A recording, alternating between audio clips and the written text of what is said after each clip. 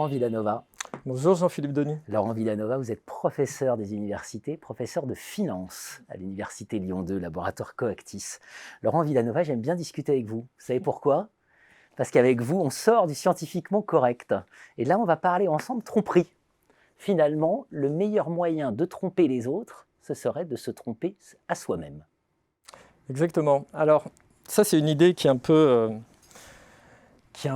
révolutionnaire d'une certaine manière. Déjà, le fait de se tromper soi-même, déjà, c'est un peu original. Mais alors, l'idée de mieux tromper les autres en se trompant soi-même, effectivement, alors là, c'est là où ça devient politiquement incorrect.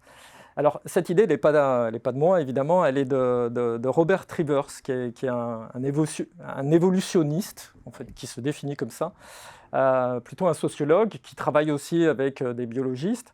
Et donc l'idée, c'est que, notamment dans des environnements conflictuels, où finalement la survie est essentielle, le fait d'envoyer finalement des signaux, on envoie des signaux. Donc c'est basé sur la théorie des signaux, classiquement, qui peut montrer par exemple qu'on est un combattant très, très, très puissant.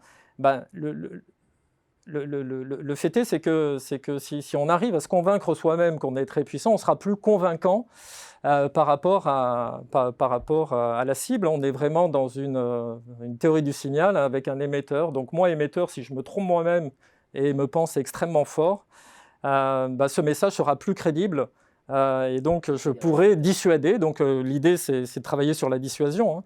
Donc je pourrais dissuader mon attaquant, entre guillemets, et donc l'attaquant ne viendra jamais tester ma force réelle. Donc finalement, le fait à l'origine de s'être trompé soi-même et de s'être, en l'occurrence, surestimé, va permettre de gagner le combat sans combattre. On retrouve Sun Tzu, on retrouve l'art de la guerre, on retrouve la ruse. Oui, c'est la ruse. Oui, exactement. Chose qui, effectivement, est pas souvent... on retrouve la tromperie, chose qui, effectivement...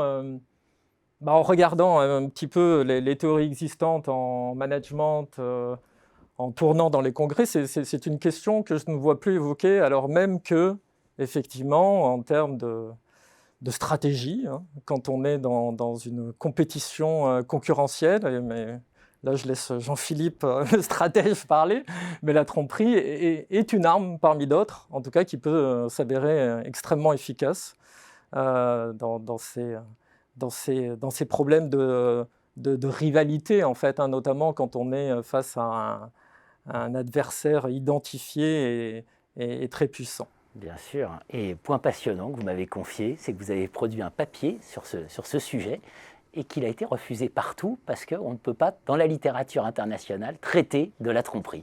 Alors, pas encore partout. Oui, pas encore partout. Donc, j'ai encore un espoir, peut-être que je me trompe moi-même. Mais effectivement, et ce qui m'a étonné, c'est l'argument. L'argument dans certains cas du rejet était que ces journaux américains de rang 1 ne voulaient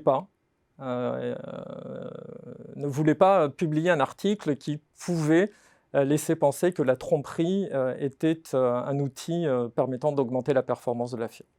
Voilà. On retrouve point de vue moral et éthique.